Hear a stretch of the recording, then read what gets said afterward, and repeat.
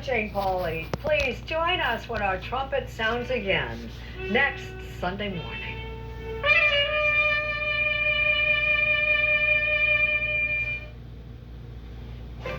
I'm Margaret Brennan in Washington, and this week on Face the Nation, grim economic numbers prompt new fears of a recession as President Biden makes a controversial trip to try and help cut global energy prices. Costs continue to soar, with the price of food, energy, and housing all up from May. Inflation is now up 9% year over year, despite a strong jobs market and decreasing gas prices. Wall Street and economic observers were shocked by the report, but those numbers came as no surprise to Americans finding it harder and harder to make ends meet. This was not the news the president needed on his Mideast trip, where he was criticized by even some Democrats for meeting with the Saudi crown prince, Mohammed bin Salman. The CIA says MBS approved an operation to capture or kill U.S.-based writer Jamal Khashoggi in 2018. Mr. President, you guys talk about something that matters. I'm happy to ask the question that matters. Will inflation go down from here, Mr. President? I hope it will. We'll devote most of our broadcast to the economy today. Presidential Coordinator on Energy Security, Amos Hochstein, former head of the White House Council of Economic Advisors, Jason Furman, and D.C. Mayor Muriel Bowser.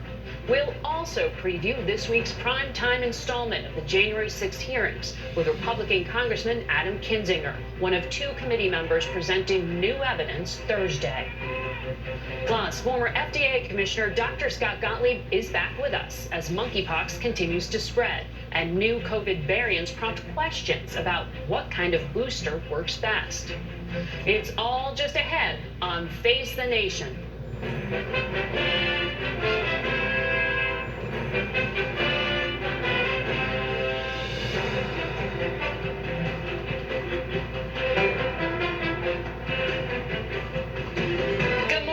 Welcome to Face the Nation. We have a lot to get to today, but we begin with the new January 6th investigation developments.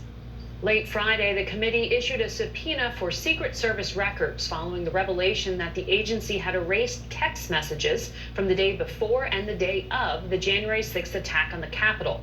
Last Tuesday's hearing detailed a chaotic White House meeting between the former president, White House counsel Pat Cipollone, and a group of outside advisors over a plot to seize ballot boxes and overturn the 2020 election. This week, the panel will hold a primetime hearing on Thursday focused on the 187 minutes from the time when President Trump left the stage at that rally in the Ellipse. We're going to walk down to the Capitol until he issued that infamous video message. So go home. We love you. You're very special. Republican Congressman Adam Kinzinger will be co-leading that hearing on Thursday. Good morning to you. Morning. So let's start with these Secret Service texts. The agency said this was just a matter of timing and a tech upgrade. Do you believe that, or was this malicious? I think we're going to know more Tuesday. We made the decision as the committee that we need to subpoena these records. The IG came in front of us and said, look, we have been working hard to get this. They claim it was this technological change. We moved everything. We lost these texts. And then they also put out a statement, though, that said, we've only lost some of the text and everything relevant to this investigation has been turned over. So those are very conflicting statements. So we decided as a committee, let's request these by Tuesday and we can make a decision. I will say this, in the very least, it is quite crazy that the Secret Service would actually end up deleting anything related to one of the more infamous days in American history, particularly when it comes to the role of the Secret Service. So the subpoena set Tuesday as the deadline. So has the Secret Service said we will meet that deadline and these texts still do exist somewhere? That's what from what we understand, they've said we'll meet this deadline and we'll see what we get here. So either we get that information. They exist still in record. We don't know. So either we get that stuff. If we end up getting the text, then obviously for whatever reason the IG didn't. Now you have what you have. If we don't, then it'll call out the Secret Service as having said that they had these texts and they don't. So, is this anything big? We're not sure. But we need to chase every lead down on this. And there's a question of why are they not cooperating with the IG, the DHS IG, and they need to. So the committee has, though, spoken in the past with some Secret Service officers. So do you have a date yet to question the two in particular, Tony Ornato, about what happened January 6th? Of course, he's relevant because of Cassidy Hutchinson's testimony about what happened in the vehicle. Look, we're still working on that. We'd love to have him come in. We're working out those details. We know that through, I guess, anonymous sources, they've said they're going to be happy to come in and testify. We would encourage anybody that knows anything, but it's got to be under oath. Right now, it's just been discussion from Secret Service through anonymous sources, and that, to me, compared to somebody like Cassidy Hutchinson, who swore under oath, what she had heard, that's important to come in and do that. So it's still ongoing, but hopefully we get that. Will you get that by Thursday in this hearing? I highly doubt we'll get them coming in and talking by Thursday, but again, I would love that. But we keep getting new people coming in every day with information, willing to go on the record.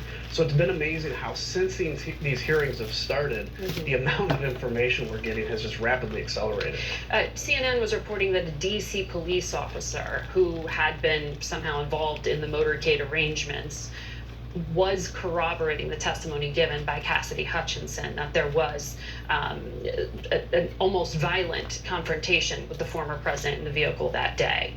Is that what the committee has been told? I can't confirm or deny those because we haven't come out with who we have or haven't spoken to. I'll just say I'm not going to aggressively push back on that characterization, and we have every reason to believe that what Cassidy Hutchinson said, at least from what she said she heard, because she wasn't in the limo, never said she was. She was told this by others. She was told this. We fully believe that she is a credible witness, and her allegations are quite explosive. So 187 minutes. You're leading this hearing. You know what you can present at this point. Can you at least tell us if you filled in the blanks of, who the president was actually speaking with, why there weren't phone records, for example, of phone calls he may have placed during that time period? We have filled in the blanks. I can't necessarily say that the motives behind every piece of information we know we'll be able to explain, but this is going to open people's eyes in a big way.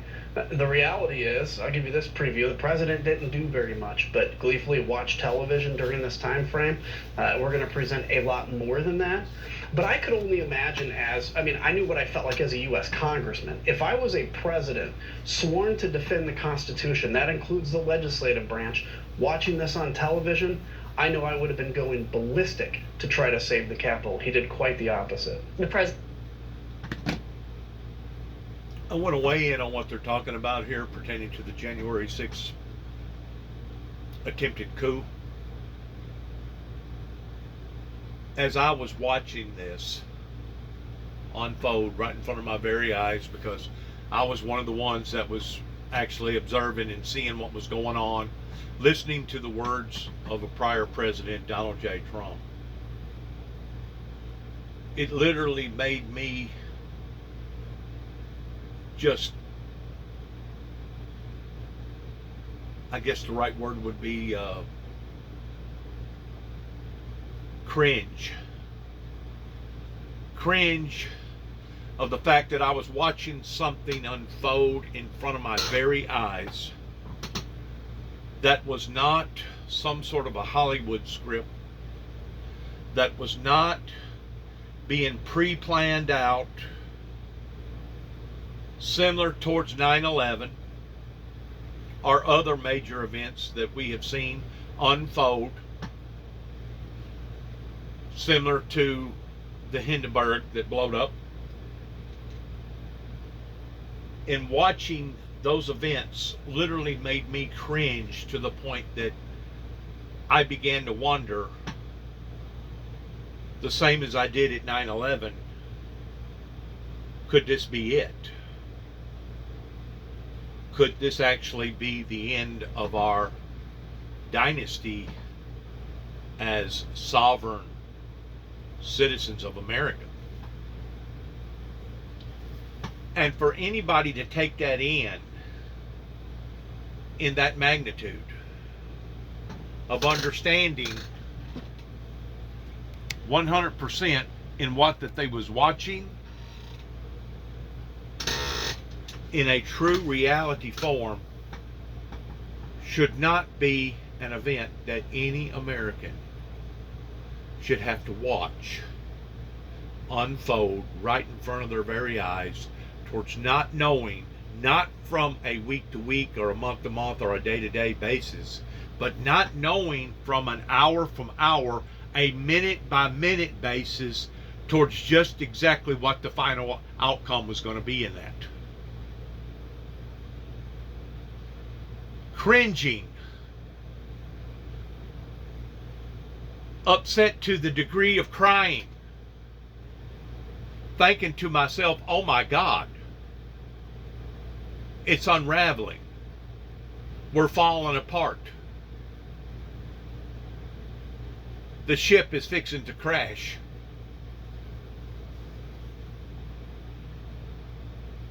Since then, I have looked and listened to various testimonies that this January 6th committee has been holding hearings on. And my first analogy of the way that it went down and how it went down and why it went down is still the same today as what it was whenever it first happened.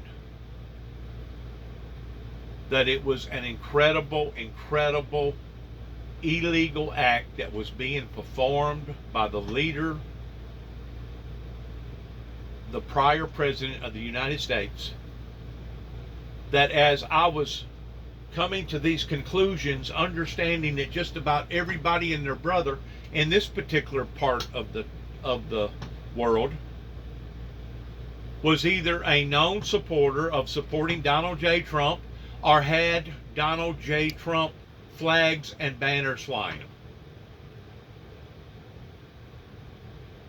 It literally made me cringe in thinking what the next formalities or what the next steps was going to be towards martial law and an out-and-out assault upon to our government constitution, to the point of possibly another civil war.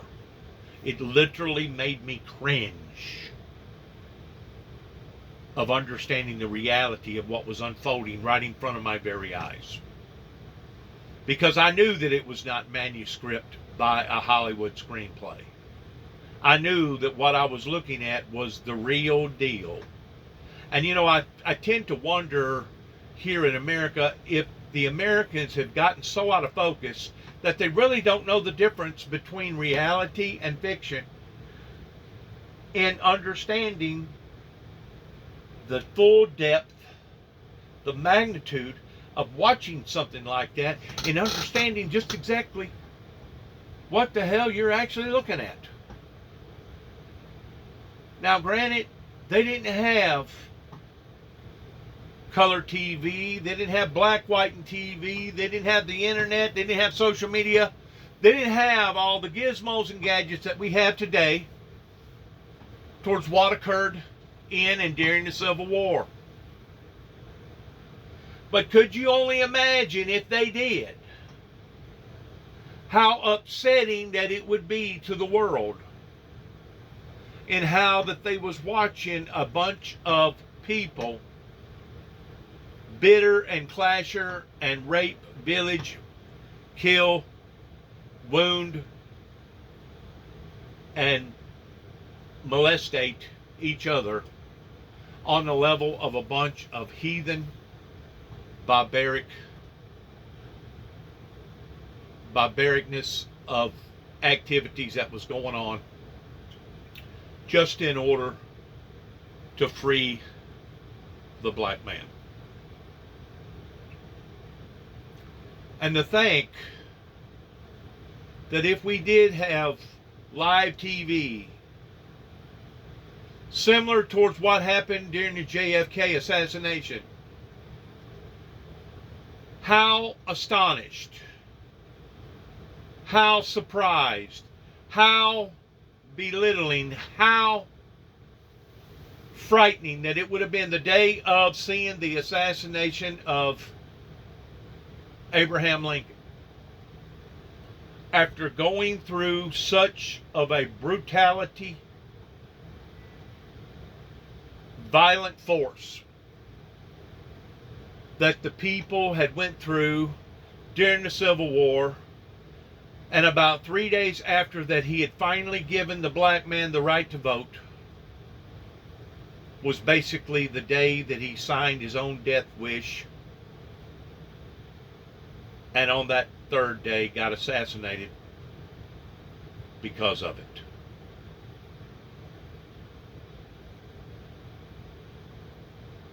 At times, as being an American citizen, especially a Christian American citizen, I am so let down by the American standards towards what that we have allowed to come into play, either towards what that we didn't do that we should have done, or the fact of what we did do that we didn't do what we should have done, or that we did do that we know that we shouldn't have done. And one is just as crucial as the other. And to think that an American president would have stood idly by, knowing that he was the one that agitated that group of people, to me, this is my opinion, it would have been on the same level as a rapper down in Texas that at the time was at night and couldn't see everything that was going on, but did acknowledge and know that there was something in the crowd that wasn't right, because people was coming up onto the stage and telling him to stop the concert. But he continued on anyway. Donald J. Trump was not witnessing things in a smokescreen atmosphere towards it either being night or a blurry situation. He was seeing what he was seeing that day. Open screen, had a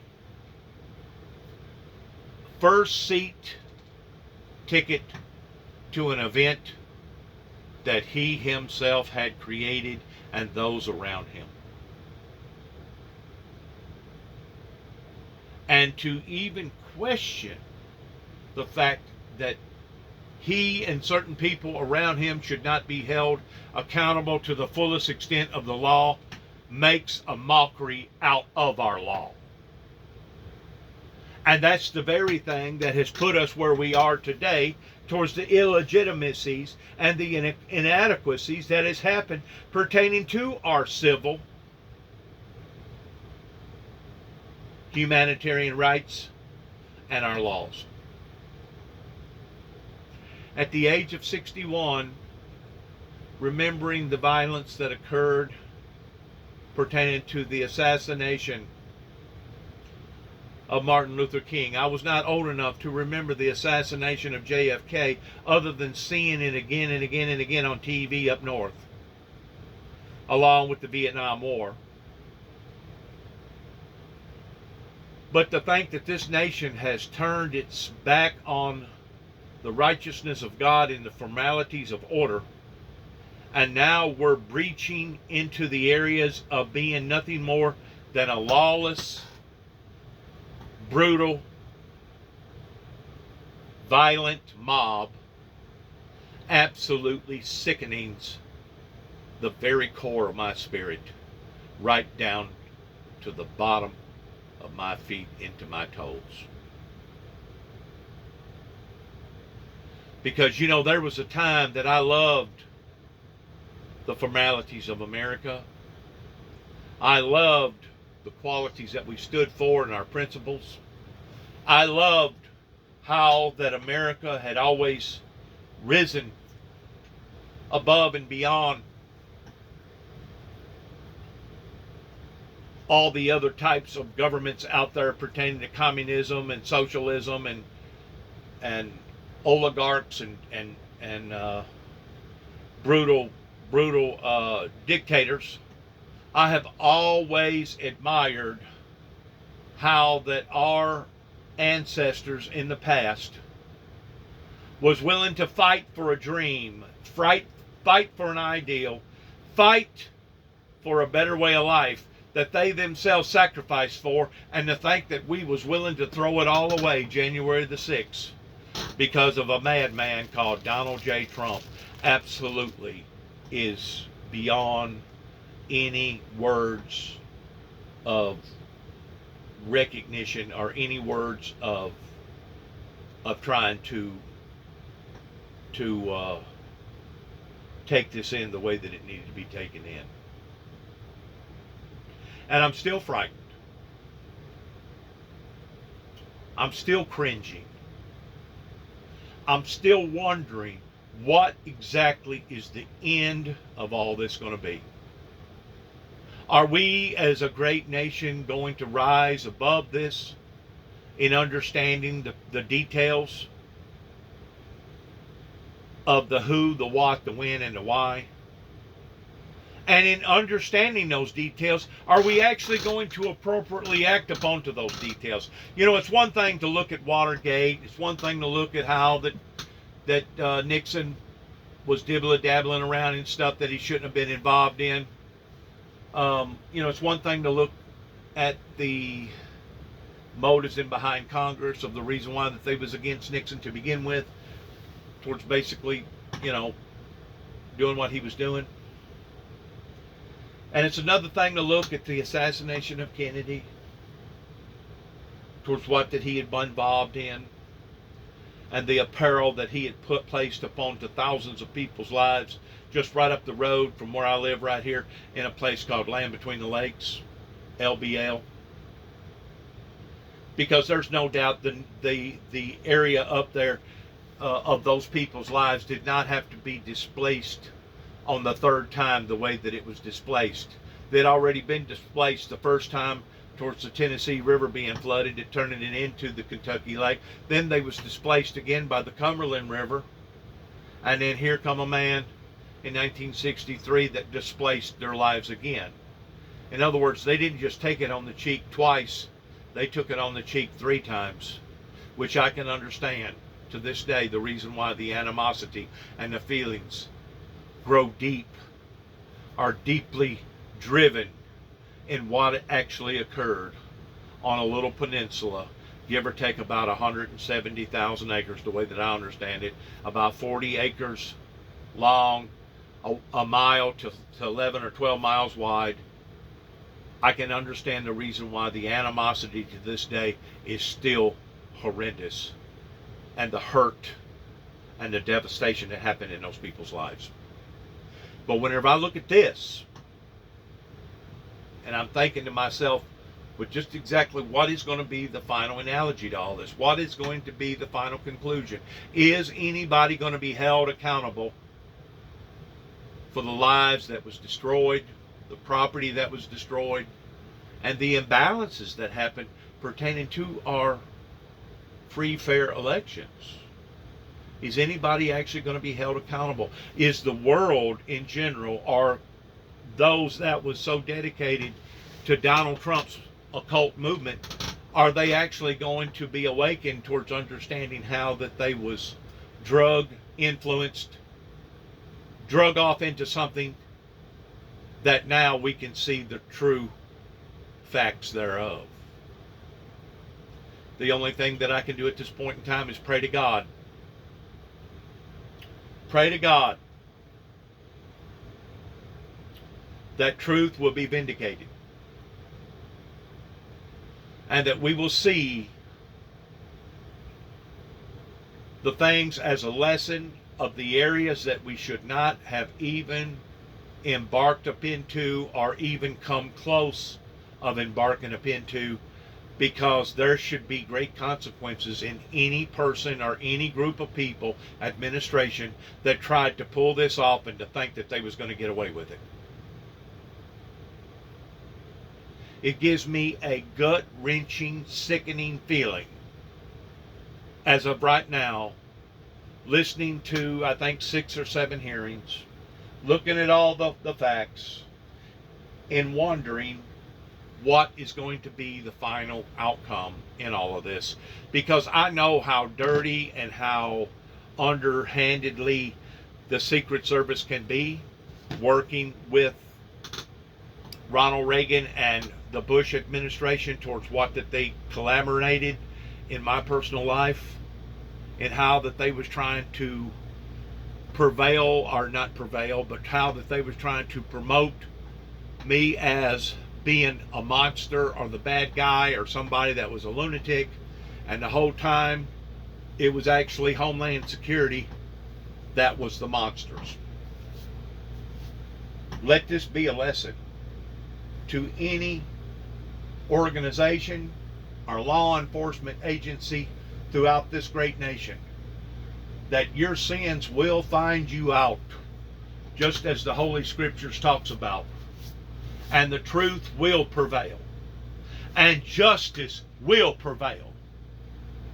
It may take a little long for it to prevail, but the truth will come out towards the who, the what, the when, and the why. And hopefully there'll be enough good people out there that will accept the truth towards it being the truth, and will say to themselves in shaking their heads, my God, my God, my God. But we know that my God is still on the throne. The very same thing that they said the day of the assassination of Abraham Lincoln, as they run out into the street screaming and hollering, not knowing what the next second, the next minute, the next hour, the next day, the next month, the next year, after going through what they had just been through pertaining to the Civil War, there was those that was crying out, my God, my God, my God. But God, we know, is still in control. That's where we stand as Americans. That's where we stand as one of the greatest nations that has ever been formigated and created upon this great planet that we call, our most call, Mother Earth. The president didn't do anything? The president didn't do anything, and we're going to fill those blanks in. And if the American people watch this, particularly I say this to my fellow Republicans, watch this with an open mind. And is this the kind of strong leader you really think you deserve? The chairman of the committee, Benny Thompson, has said you all are still discussing whether to go ahead and try to force a conversation with the former Vice President, Mike Pence. His former chief of staff, Mark Short, said on this program, this is very low likelihood of ever happening. Do you personally want to subpoena Mike Pence? Look, I personally want to talk to Mike Pence. I think there's a difference between, do we subpoena him, do we ask him for a transcribed interview? I think it would be important to hear everything he has to say. That said, I'm not sure we get a ton more out of him than what his staff has already told us. The big question we're still dealing with as a committee is there benefit in talking to somebody like Donald Trump and requesting he come in? That's something we're negotiating back and forth on whether we want to do that and what that looks like. What is the value in speaking directly to the former president and the vice president when the former vice president's chief of staff and his legal advisor have See, there sometimes comes a time between choosing of the lesser of the two evils. And that's basically where we are now as a free, fair nation of a republic. There comes a time that you have to weigh out, would we do more damage by not bringing people into this arena pertaining to Vice President Pence? Would we do more damage by doing that? Or would we do more damage by not doing that? So it's a tight wire walk. It's a balance pertaining to a republic. And I think that our ancestors seen this years and years ago whenever they made up the Constitution of some of the most brilliant people in the world that said in their last conclusion or analogy, if the Americans could keep it. If somebody like Donald J. Trump did not challenge the system on this magnitude, and almost succeeded in doing so, and would have had if certain people did not raise a red flag towards stopping this debacle or this coup that was right in front of the American people's eyes, that probably 80% at that time was not even paying close enough attention to be able to validate whether or not it was going on or not, or whether or not it was fiction, or whether or not it was fact. Because most people live their lives and they're not glued to the TV. You know, most people, they put their confidence in the people that we have put in power. Senators, congressmen, representatives, all over each state, and then on a federal level. That's the whole primary purpose for us giving them the type of money that we give them, so that they can be watchdogs, so that they can be the watchmen on the wall in preventing something from this ever occurring. Well, the watchdog almost failed, but he didn't fail. And I feel like that's the point that we should make mention of, that it was only through and by the hand of God, the very God that's still on the throne to this day, that's in control of all matters. Because I think most people will agree that if the United States ever plummets, if the United States as a leader of the free world ever falls, it will affect governments and societies and cultures all over the world. That we come that close of the responsibilities of losing that control over a madman that was so dead set that he had convinced a group of people in his lies that he come very close of pulling this off. That, my friends, is a scary thought. And if that does not make one cringe, that's an American citizen, towards how close that we come of being held under a tyranny type government, of seeing the American flag fall to the ground, and possibly another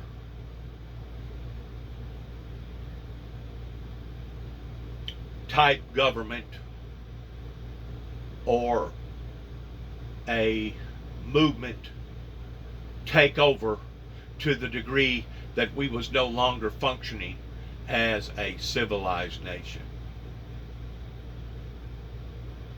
If that won't make you cringe as an American citizen, then as far as I'm concerned, you're not an American citizen.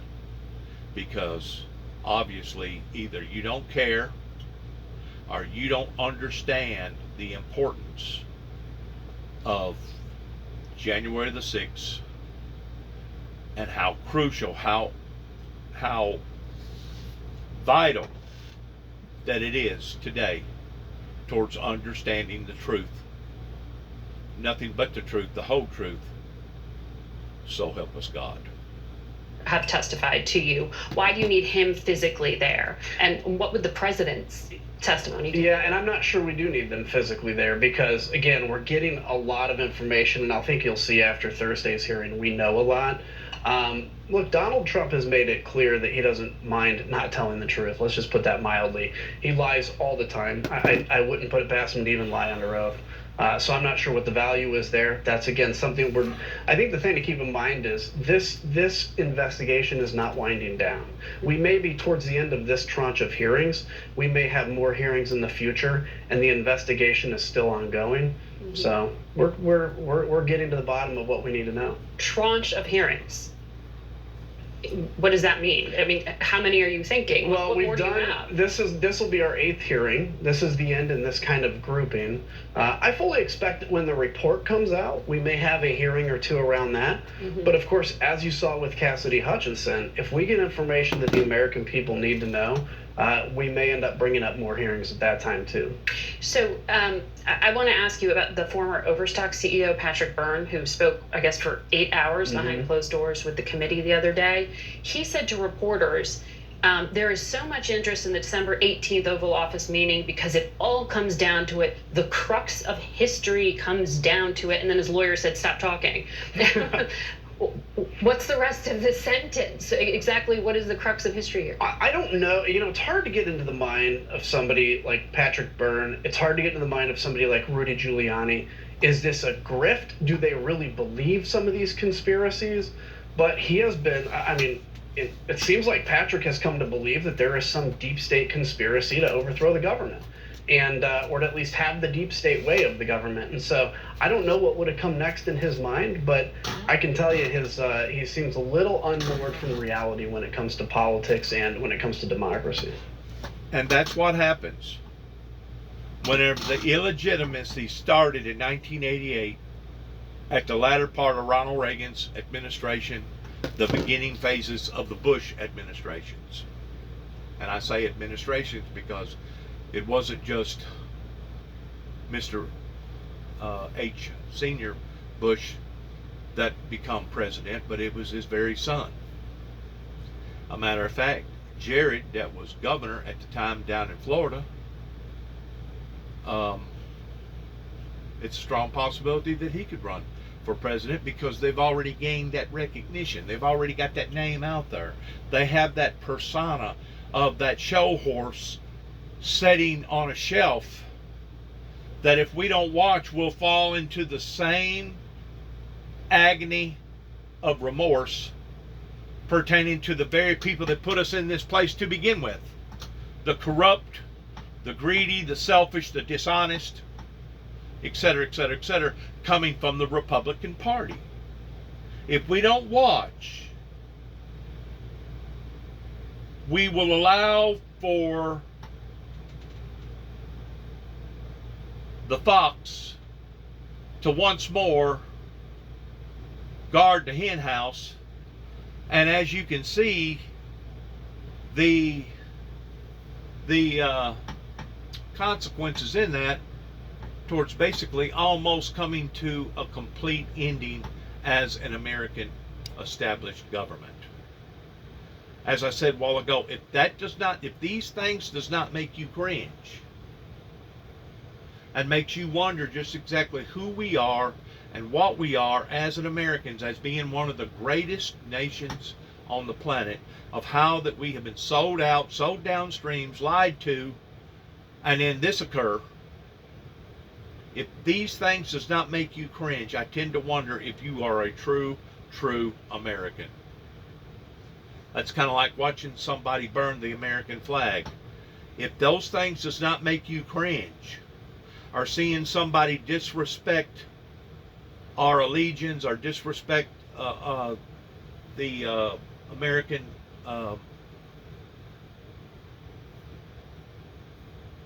our constitutional song, if those things does not make you cringe, I tend to wonder if you're truly an American. We pledge an allegiance to the very things that I'm talking about. But whenever you have somebody that is a master in manipulation, that has deceived a great deal of the American people towards basically the fox being in the hen house instead of guarding the hen house, in which the fox shouldn't even be around the hen house, you have to wonder what has happened to the fundamental values of the American people, and why would they be willing to go off into this area to generate such of a barbaric, unjust society. Makes me cringe. It's frightful in thinking how close that we come in losing that. And I'm pretty sure that the very same people that I talked about a while ago, regardless whether it was JFK or Martin Luther King or Abraham Lincoln or George Washington or some of the other great men that have stood for the same freedoms that we all believe in, I'm pretty sure that those same people was rolling around in their graves, and that it was only by the Holy Spirit and God Himself that prevented from that event of turning into something that would have been nightmarish for anybody to have ever thought about occurring here in the United States and this planet called Earth. Because I'm telling you, if the United States ever crumbles and falls towards being the leader of the free world, you will see a vacuum to that of various nationalities that will try to fill that vacuum, that will be people on the same heading of China or Russia or other oligarchs that will try to fill that void. And these are the very things that Jesus warned us about. He said that in the last days that they would come in sheep's clothing, but would be wolves inside. That they would be imposters. They would be nothing more than imposters. And that's exactly what Donald Trump has turned out to be. Because anybody with any sense at all would have known that that illegal activity was one of the furthest things that our ancestors intended to occur here in the United States of America, after all the suffering and after all the pain of putting us where we are today as a free, fair country, as a free, fair republic. So, Mother Jones published audio this week of Steve Bannon, who was speaking to a group of associates in October, I understand this was recorded, about the former president's plan to declare victory. Let's listen to what he said. And what Trump's going to do is just declare victory, right? He's going to declare victory. But that doesn't mean he's the winner. He's just going to say he's the winner. That's our strategy. He's going to declare himself the winner. So when you wake up Wednesday morning, it's going to be a firestorm. What does that indicate to you? I mean, Steve Bannon speaks sometimes in hyperbolic terms. Does that indicate to you that there was a level of planning going back that far? Oh, yeah. I mean, I think, look, if you look at the president's statements even months prior to the election, he started saying, if we lose, it's because it's going to be stolen.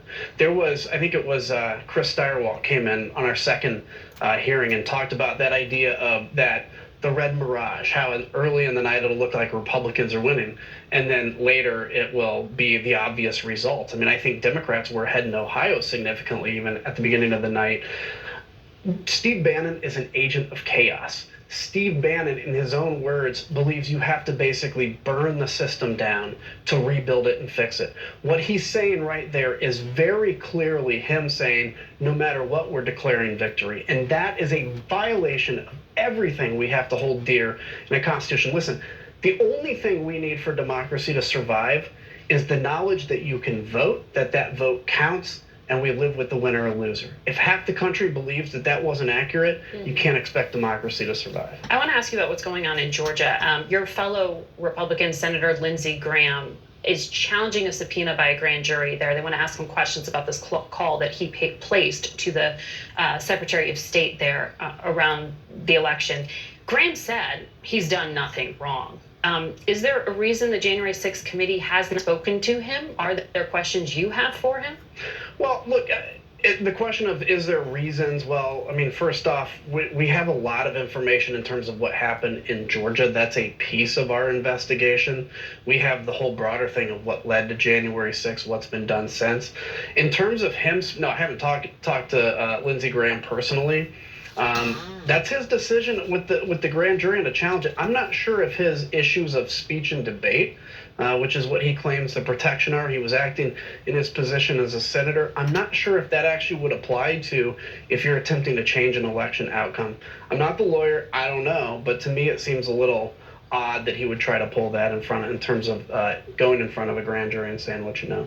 All right, Congressman Kinzinger, thank you for coming in. We'll be watching on Thursday. You bet. And CBS News will cover that hearing at 8 p.m. Eastern Time Thursday night on our broadcast and streaming networks. Face the Nation will be back in 1 minute, so stay with us.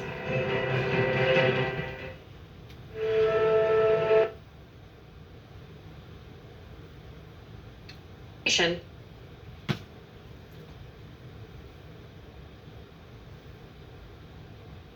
I didn't realize that it was going to go prime time. That kind of speaks volumes about the intensity and the velocity of all the other 7 hearings that's leading now into this hearing towards it going prime time. Good luck to all of us as we go forward in our endeavors. And hopefully those endeavors will be of a solid, righteous force of understanding the difference between right and wrong, good and bad, evil and godliness. Good luck to each and every one of us, and God bless America, and God bless our troops, and God bless those who have sacrificed so dearly for the very freedoms that a great deal of people here in America take advantage of. Thank you for listening, and as we end our program, saying shalom to each and every one of you. And God bless.